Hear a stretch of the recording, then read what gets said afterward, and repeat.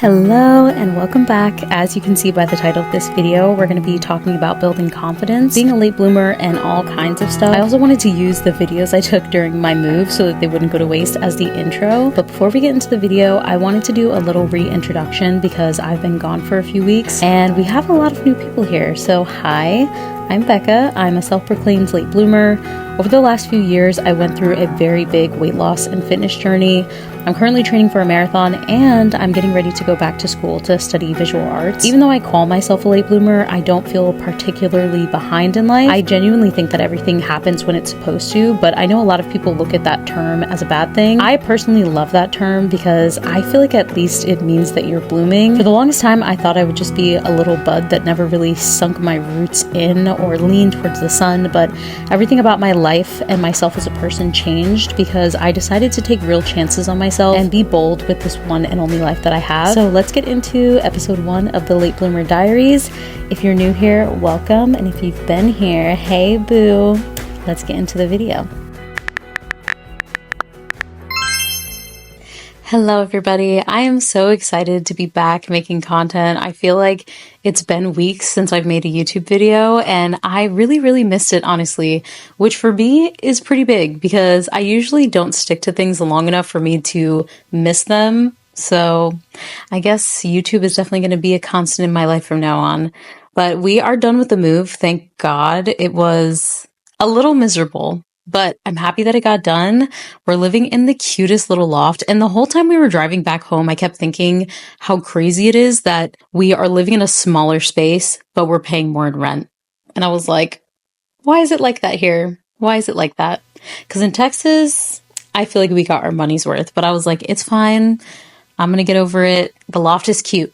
And I've always wanted to live in a loft, so I feel like I'm living like my teenager, high school, college girl dream, even though I'm about to be 30, but we're not going to talk about that. So I wanted to revamp my Late Bloomer Diary series. If you have seen me on YouTube before, I did a series called the Late Bloomer Diaries, and I feel like I went into it without really knowing what I wanted to talk about. So I just kind of went in and was just like chatty about nothing sometimes. So I really wanted to revamp this series because I'm at the point now where I do still feel like a late bloomer, but I feel like I know how to navigate it.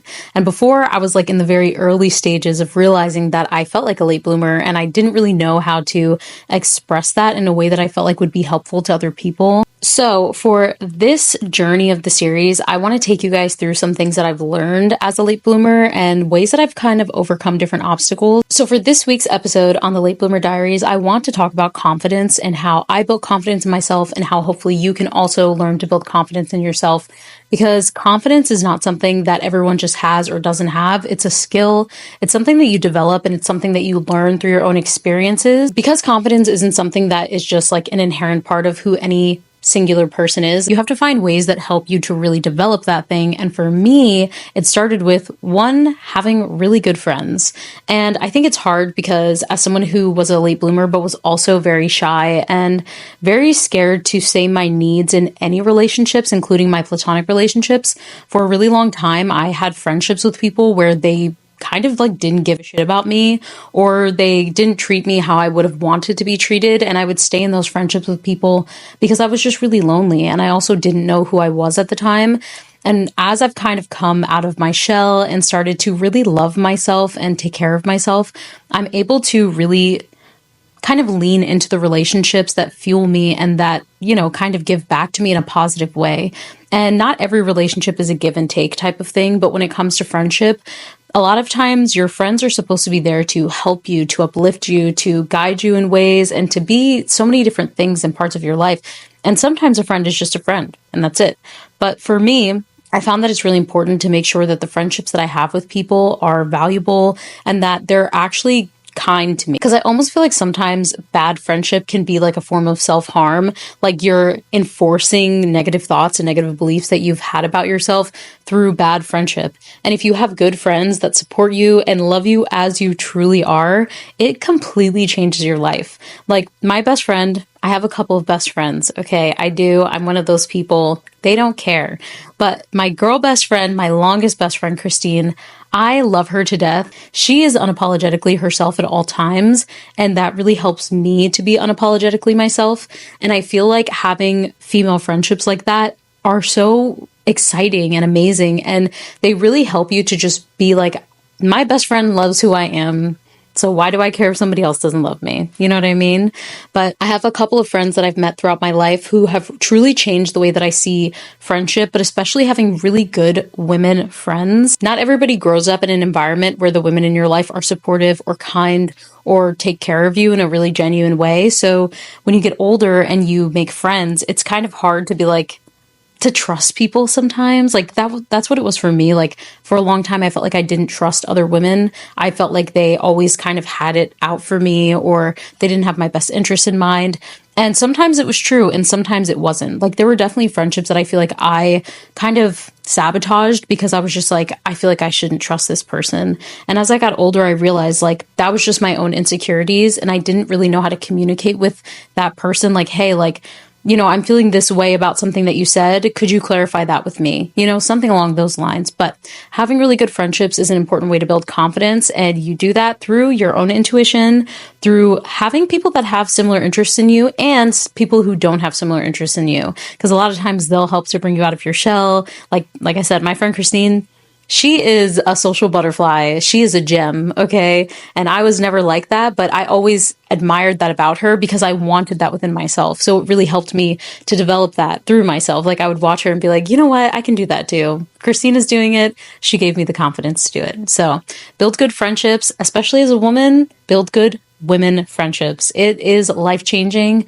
to have women in your life who genuinely care and love you. So something else that really helped me to get out of my shell and find my confidence was by being active and doing activities. So for me, if you've been following me for a while and you see on this channel, I am training for a marathon. Starting to run and getting active completely changed the way that I saw myself in the world.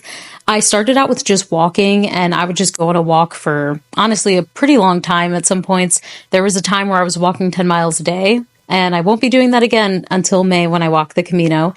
But I would get outside and kind of just like allow myself to take up space in the world. And I know it might sound kind of weird to say that, but it's like, when you grow up and you kind of feel like you're small, then you feel like you have to be small forever. And I think that that was something that I really learned about myself, is that I didn't want to be small. Like I don't want to be huge. I don't want to be a star. I'm not trying to be all over the place, but I do want to be able to take up space in the way that I want to. You know, I want to take up space in the art world. I want to take up space in my running community. I want to take up space in athletics and with veterans and in the queer space. Like I want to take up space in those things for me because those are things that I'm interested in, and you're allowed to take up space. But doing activities and getting out and meeting new people was one of the really big ways that I was able to do that. And honestly, everybody says this thing to me that they're afraid of people seeing them run. And I promise you, I felt the exact same way. It's the weirdest thing. Once you start doing it consistently, you are not even thinking about anybody else. And there's a good chance that people are looking at you sometimes. I'm not going to say they're not, but it doesn't matter. The only thing that matters is your opinion and what you are doing.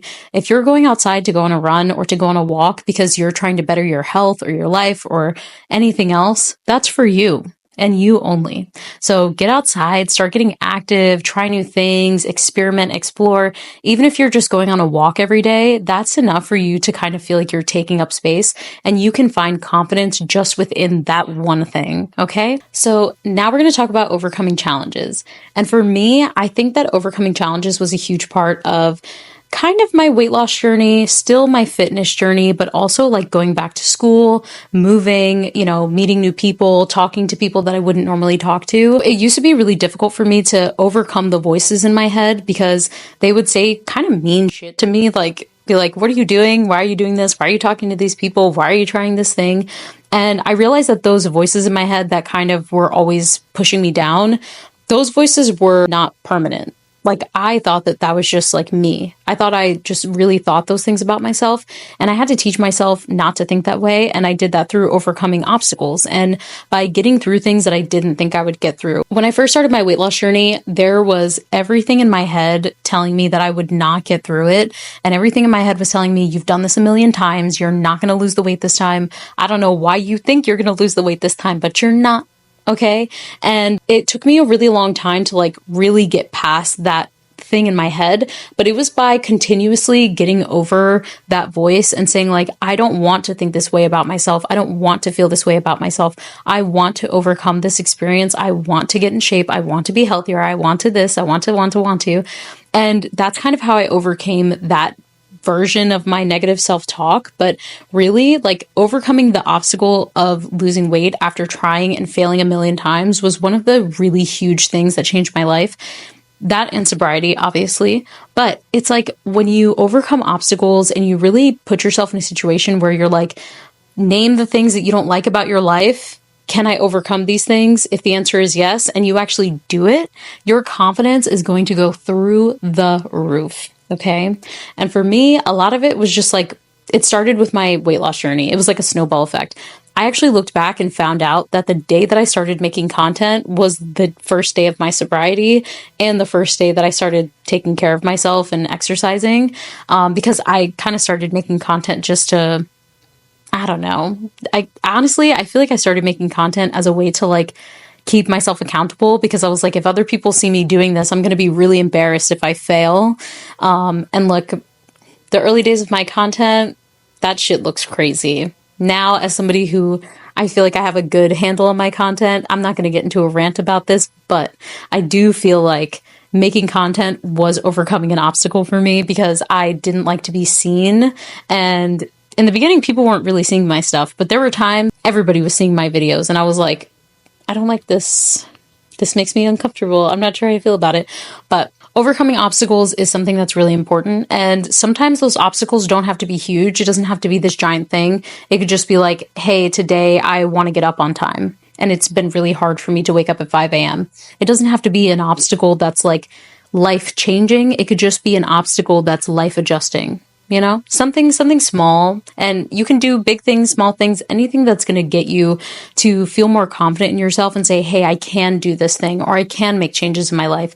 Overcoming obstacles can be anything that works for you. And yeah, you can take any of mine too if you want them. You can have any of the obstacles I overcame. If you want to get in shape, you want to get sober, you want to go back to school, you want to move a million times, take them. You can have them. I think that taking risks is still something that I'm working on because I get really anxious. I am clinically diagnosed with anxiety, unfortunately for me, but it's something that I still have to work on. And I don't know, I get so in my head about it, but every time I take a risk and when I say risk, I'm not talking about a huge risk for me personally. It can be a big risk for you, but for me, it's going to be small because my anxiousness will send me to the hospital. But for me, like, taking risk is like going to a park for the first time by myself, like walking to the grocery store instead of driving when maybe I'm feeling nervous about it, you know, stuff like that. Like taking any kind of risk. That I feel like this kind of goes hand in hand with like overcoming obstacles, but I think they're slightly different. Taking risks is really important. And I think that taking risks is something that a lot of us feel like we can't do once we get to a certain point in our lives. And it's open to everybody at any point for any reason. And I wish that it's something that I started doing sooner. And it's even with small things in my day. Like I said, like today I went to a park that I've never been to before, and I was really nervous about it. Like I really like to make sure I scope out parks and stuff before I go ahead of time. But this park had really good reviews, and someone in my family said that it was a nice park. So I was like, okay, I'm going to go over there by myself and see how it goes. And it went great. And I loved it. And I'm definitely going to go again. But taking risks helps me to feel confident in myself and helps me to feel like, okay, like I did this thing today, I can do anything tomorrow. And it kind of it's just a really nice feeling. But I feel like a lot of times when people talk about confidence, they talk about like, you don't have to give a fuck what people think, like, don't care what people say about you, blah, blah, blah. But I honestly feel like there are actionable steps that you can take to build confidence within yourself. And maybe all of these steps won't work for you, but these are things that I definitely have seen changes in my life by doing. Something that I kind of am on and off talking about is my sobriety. I feel like getting sober really helped me with my confidence because I used to drink a lot to feel comfortable in social settings. And once I quit drinking, like I had no choice but to be myself in every setting. And that was the scariest thing that I ever did, if I'm being completely honest, because I didn't like myself at some points and I felt like other people didn't like me either. But the truth is, I feel like other people sensed that I didn't like myself and that's why people were weird around me. But now that I'm completely and always myself, it's like I don't care if people don't like me because that just tells me they're not meant to be in my life, you know? Like you have to be so unapologetically yourself at all times and that will bring in the right people and it'll bring you to the right places. But I really feel like getting sober was such a huge stepping stone for me. And it really, I feel like encompasses a lot of my journey to finding confidence because I love myself. And not in like this cocky or whatever type of way, in a genuine way. Like I love the person that I am and I love like the kindness that I share with people and the vulnerability that I share with people and the openness that I share with people. And I love meeting other people who are like that too. And I think a lot of times people almost don't want to be confident because they feel like other people are going to think that they're cocky or think that they're rude or think that they're narcissistic or something like that. But a lot of times confidence is literally just like being like, this is just who I am. And you're allowed to be that. Just like I'm allowed to be that, you know? You're allowed to be confident in the person that you are. And you don't have to let other people bring you down, maybe because they're not actually confident in themselves. Or maybe they actually don't like themselves and they're just pretending. So they want everybody else to feel like how they feel on the inside. But you don't have to do that. If somebody else is around you and they're like, oh, all of a sudden, like you think you're different because you lost weight, or you think you're different because you got sober, or you think you're different because this and that, it's like, I am different. The person that I was before was hiding, you know? The person that I was before I got sober was hiding behind alcohol to feel confident, and I still wasn't confident. So you're allowed to make changes in your life, to be confident, to be who you are, to love who you are at any time. Something that I find really important too when it comes to my confidence is allowing myself to be able to change, like allowing myself to change in any way that I need to. For a long time, I felt like, well, if I change, then my friends won't like me anymore. If I change, then, you know, the people that I see in society or my friends on social media or something are going to look at me differently. And it's like, you deciding to change is 100% your decision. And if somebody decides that they don't like you anymore, or that they don't want to talk to you, or they don't want to be around you or friends with you because you chose to change, those people weren't meant to be in your life anyways. So if you are like, you know what, I really want to start running, for example, and people are like acting weird about it or making fun of you, those people are not your friends. Unless they do it in a really, look, my friends are all like jokesters and they will jokingly say like, oh, Rebecca's out here running. And I'm like, yeah, I am. And I'm like, next time come with me and then you can talk shit. But people that are genuinely trying to like dig at you and bring you down, those people are not your friends. Those people do not have anything to do in your life. Like kick them to the curb, okay? Because if you're trying to change for the better or change something in your life that you know is going to be good for you or that you really, really want to experience for yourself, you should be able to do that freely without any judgment, without any like someone just trying to put you in a bad spot or like put you in your place. That is not their job. Your job is to live your life in a way that really, really represents who you want to be and how you want to live it. So sometimes you just have to take the time to look at the people around you and say, are these people actually good for me? Are these people actually helping me? Do these people actually care about me? Change is 100% allowed at any time in your life. You're allowed to pivot, you're allowed to change, and you're allowed to be different, okay? Again, confidence is something that you 100% are able to build on your own. It definitely comes down to like trial and error. You're going to have to try some things. You're going to have to put some things away. But honestly, for me, a lot of things that helped me out, just a general thing, sobriety, getting in shape, getting active, reading books. Reading books is huge. And learning to talk to myself better. So a lot of those things take practice and they take time. But if it's something that you really want and something that you really want to experience, just being a confident person and really loving who you are, all you have to do is just start. I can put some book recommendations if you guys want them. Just let me know. I might put them in the thing if I remember. And if not, then remind me and I'll put them in the next video. But yeah, I think this vlog is coming to an end. I'm sorry it's been so long since I've posted a YouTube video. I've been dealing with this I can't even show you what my bedroom looks like. It's insane. There's so much stuff in there. I don't even have a mattress yet, so maybe I'll get sponsored and we'll get a mattress. But hopefully I can get back on being consistent with YouTube, because I really, really love making YouTube videos. But I do want to get back into making some more marathon training vlogs. That's hopefully what we're going to do next week. I have been seeing your guys' comments about me going through like running shoes and running gear. I can do an updated running gear and running shoe video for you guys. And if you guys want to see anything else, just let me know. I am always open to making videos that you guys want, because I feel like this is a page for all of us, you know? This is a community page. If you guys have questions, comments, concerns, let me know. Also, if I ever take a really long hiatus like this again, which hopefully I won't, you can follow me on any of my socials. I do post pretty consistently on Instagram, and I don't think a lot of you guys follow me on Instagram. I don't know if you guys are crossing the platforms, but if you want, it's the same name, Where's Becca At, on Instagram, and you can follow me there. But yeah, next week we're going to do a week of marathon training, maybe 5 days. I don't know. I haven't decided yet, but we're going to do some marathon training. I'm going to bring you guys through a new training program that I'm going through, because I did finally get a running coach, which I'm super, super excited about. So we're going to go through that next week, and I will see you then. Bye. We're trying to find a running trail. Unfortunately, we went the wrong way. Now we're walking. It's been 30 days since we've had food or water. Super uphill. And obviously some of us are delusional right now. It is a mere 180 degrees upright. It's nothing. We'll be fine. You can't fly? We'll make it to the top.